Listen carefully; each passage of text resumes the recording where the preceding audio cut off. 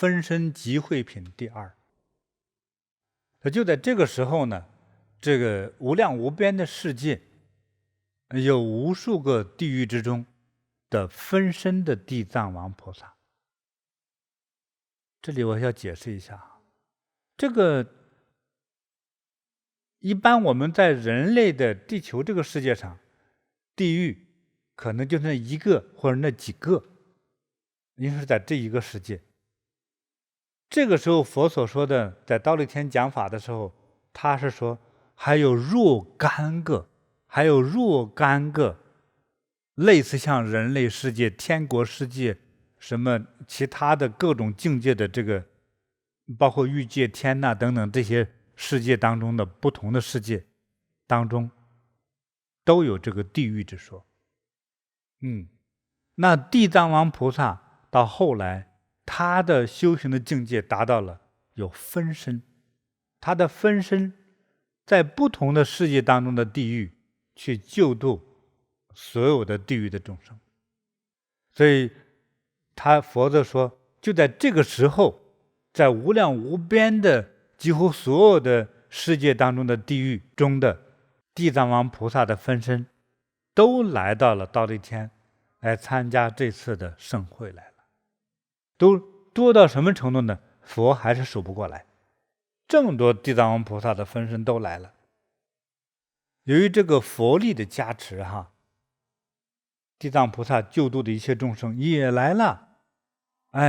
他们都各自手里捧着、手里提着的各种各样的他们认为的美好的供佛的这些礼物香花之类的，就来供养来了。来供养谁呢？供养释迦牟尼佛。因为这一切都来自于佛的教化，这是根本来到这个世界来供来了。佛就给大家说这些众生都是从这个无量劫以来，无量劫都是我没法数的那个从前的从前，一直大家在生死轮回的六道轮回苦海之中受苦受难，他们都受到了这个地藏王的救度和教化，而且这些人他都证得了相当觉悟的果位。我们在修行佛法之中都会有一个果位，证得果位的这个说法，就像你读了几年级一样他们都证得了果位，并且不会退转。地藏王菩萨他花了太多的时间的这个救度和教化了，所以现在来供佛的他救过的这些生命都已经达到了不退转的果位。当然哪一种果位都有比如说菩萨罗汉都有都不退转了。因为他经历了太长时间的教化，所以这次来到这个忉利天宫来呢心里头是无比的激动，都想说我要能够去用一种叫瞻仰恭敬一种大恭敬的这样的礼敬之心来瞻仰佛。那个眼睛一刻都舍不得离开都瞪大眼珠子赶看生怕少看一眼，就因为都受佛恩但是这个受佛恩呢，是先通过地藏王菩萨对他们的救度和教化，他们才打自内心的大恭敬心吧。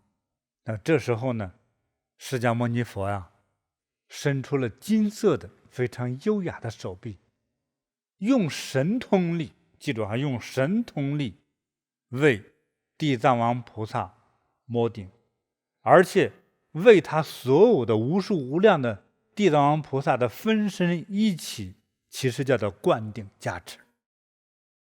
他用神通力，因为地藏王菩萨很多无数无量的分身都来了，那所以佛呢也用神通力把这些菩萨的这些分身化身都给灌顶加持祝福，厉害像大电影吧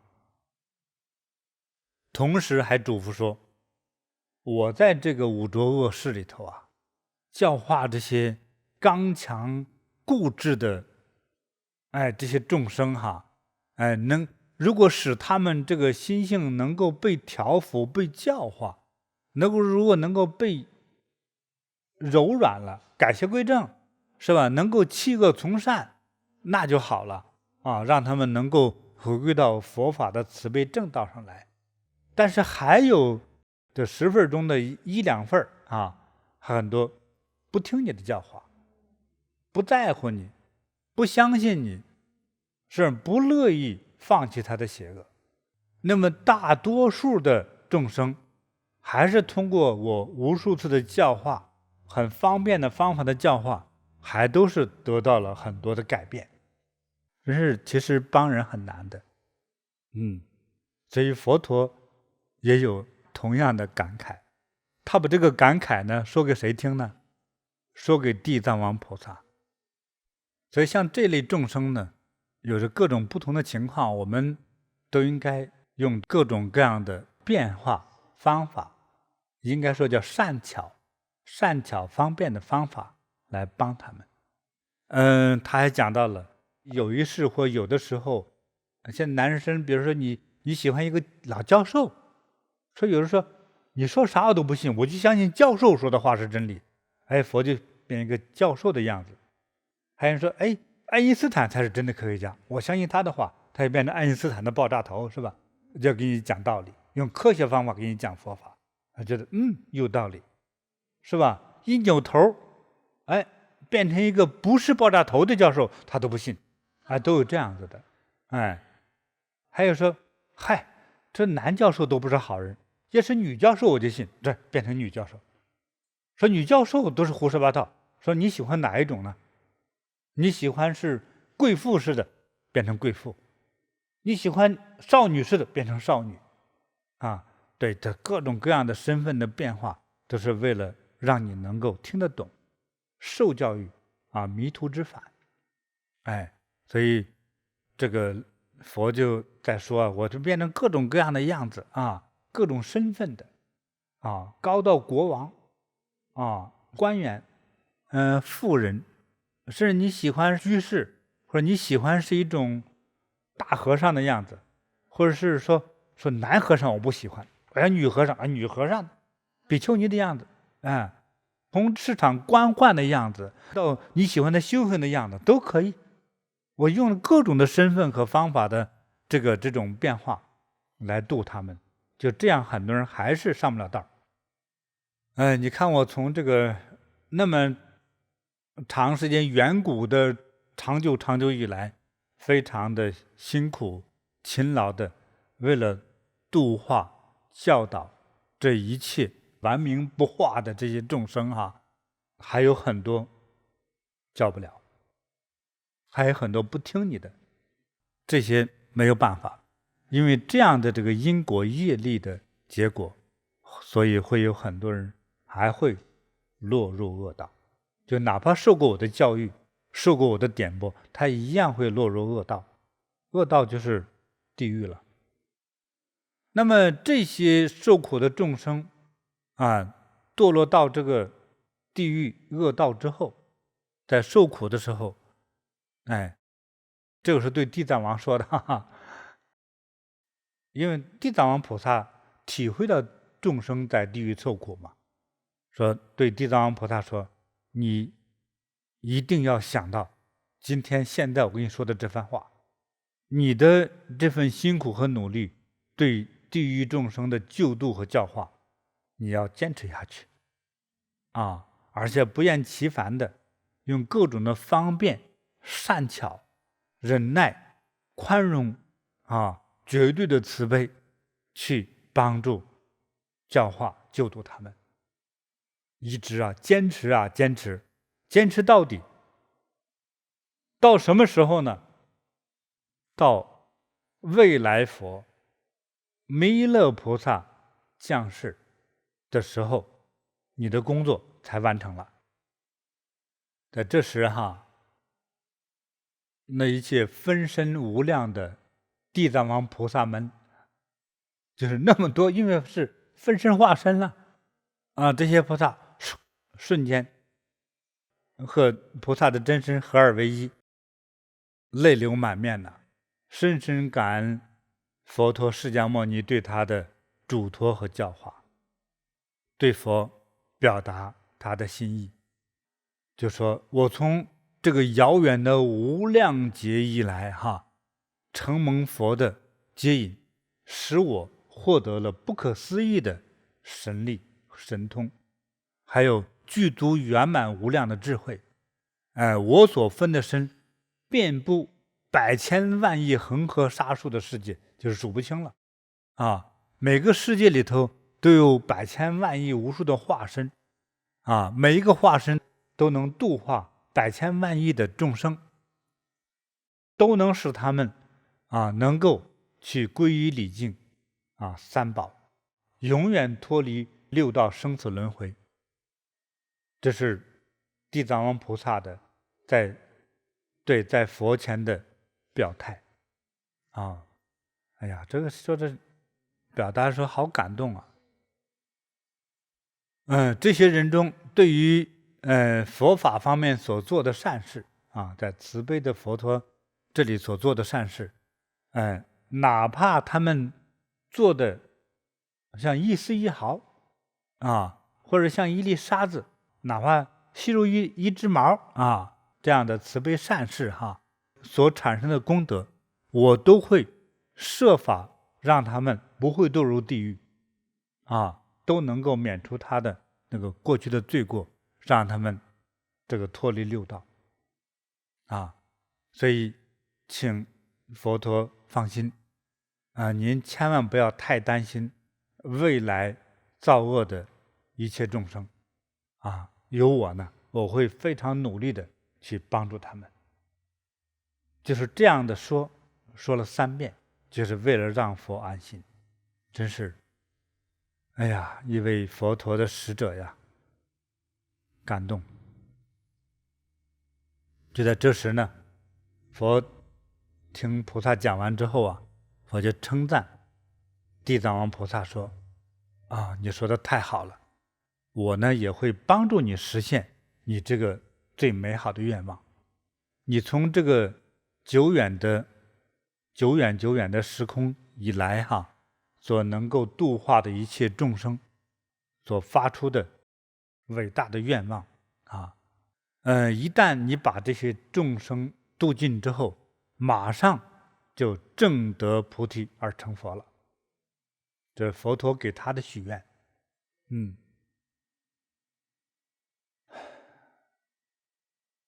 我讲到这自己都很感动。其实你觉得地藏王菩萨救那么多人，难道还没成佛吗？其实早就成佛了，但是为啥不用佛的名号呢？我们这个留给我们的网友朋友们去想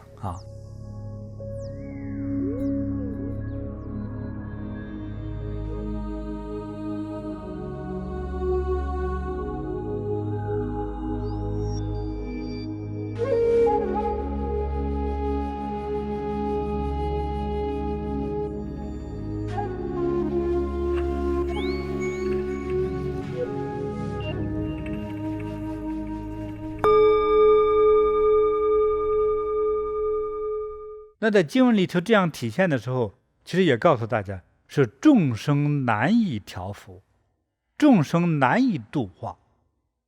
因为很多的邪恶的行为是很诱惑人的，邪恶是诱惑人的，但是往往好事不诱惑人，邪恶容易吸引人。那比如说喝酒喝多了之后，喝出来像傻子像疯子，对不对？但是你喝上3年酒的人，他戒酒就很难。大家明知道现在香烟盒上都印着吸烟危害健康吸烟导致各种疾病，对不对？那香烟盒上印着那么恶心的图片，人一样拿起来抽，等看惯了之后他没感觉，继续抽。还有赌博吸毒种种的这种坏毛病，就像魔鬼一样，挺有一种诱惑力的。但是反而有的时候好事情它不像坏事那么具有吸引力，好事情的吸引力也靠你的觉悟你才能会抓住这个善根一直往上攀登。对，它没有那么大的诱惑性。所以佛陀的感慨是我教化众生那么辛苦的，用各种的善巧的方法的时候，还不能100%，很多人听我教化讲法教导他之后，10个里头还有那么2、3个，就根本不听你那一套啊，就那么样的刚强执着。还有一些那个善根不够那么样的时候，是这会儿你说的时候改了，等过2天见不着面，他又干坏事去了。等于见到你，你再修理他一顿时候又改了1个礼拜，说又变坏了。就是这样，你拉一把走一步，一松手哐就弹回去。这种人多了，还有人修到说几乎快有果位了。当他内心那种执着劲儿、那种死板、那种贪欲、那种分别心，或者是那个傲慢心一起来之后，就像踢足球一样，临门那一脚本来能踢进门了，你可以赢了吧？他能把这一球踢回自己门里去，又跌回到地狱中。有的是这种人啊，所以你觉得修的不错，又做功德又修行，做着做着，我心里话，我在看到这样的人是，你再坚持1年，你就有了定力。就差这1年的时候，可能就是他的业力的啊，功德不足嘛，业力深重，就差这1年，光掉下去了。前头已经修了5年，好好的，他再坚持1年就上来。所以为啥这样呢？就是功德不够业力太重。所以佛陀的这种感慨哈，我自己也有这样的一个体会所以我经常说，哎呀，没智慧，我经常觉得没力气。我的没力气的感觉是一种无奈。比如说我傲慢的徒弟还经常不听师傅说的。我嘱咐你弄的事儿，他说，我就琢磨师傅说的对不对？早些年我都遇到过跟前的弟子有这么跟我说的，我就琢磨那师傅说的对吗？我也不计较，那你考虑考虑好了你再做，对不？这样子。有些人比较直爽哈，他怀疑你，他也告诉你经常我说，你去把这个文件给我打印了，他说是吗？还这样，他什么是吗？你就执行就完了，这有什么对错呀？那样吗？好吧，就是什么东西都是有疑心的，就是怀疑一切的，有就天生这种人，对吧？你就难以去教化他。那有些人说好，师傅可以立刻做。有人问，师傅让做这件事都你问什么意思了吗？我没问了，你傻呀？你不问啊？你上当了怎么办呢？就是这样子。那每个人不一样啊。过去跟我学的小弟子一个小伙子，他就一见我就特别喜欢，师傅我就跟你学啥了不知道，我想跟你学。其实我那时候展示是一点武功，还给我学武功，但是我真要教他的是慈悲、打坐修行。其实他还说不清楚。他爸呢是个成年人，我觉得你师傅有工作吗？他不知道，那小孩小啊，你师傅这个有收入吗？多少钱呢？他别把你给骗了。小孩也不会怎么说，我不知道，那他不能是骗子呀。就他爸来审问我了，你有收入吗？你会骗人吗？最后你儿子给我拿钱了吗？好像没有。那能骗他啥呀？因为你儿子学到多少东西呢？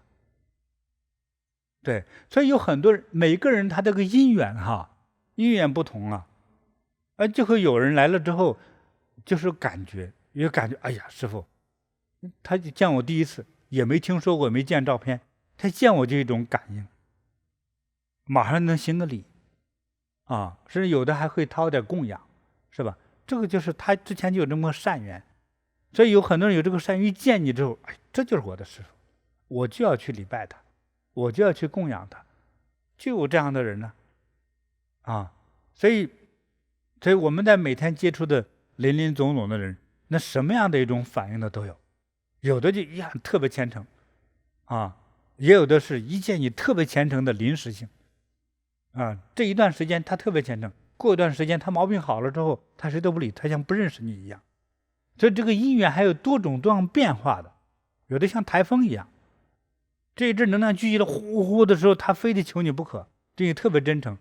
等这1个礼拜风刮过去之后，他见了你像没见你一样，目中无人都有，什么因缘都有。所以你看佛陀也感慨众生难以调伏，难以教化所以嘱咐地藏王菩萨，你得继续撑着呀，你得坚持啊，你得继续啊，你难行能行啊，那你怎么办？难忍能忍啊，不能忍也得忍啊，是不是啊？万事以忍为上啊，绝对的忍就是宽容，虽然也有纵容的成分，但是有的时候不得不宽容啊，就是这样。好，那今天的这个经典讲解呢，就到这里啊。祝福大家吉祥如意，长命百岁，幸福快乐。下次再见了。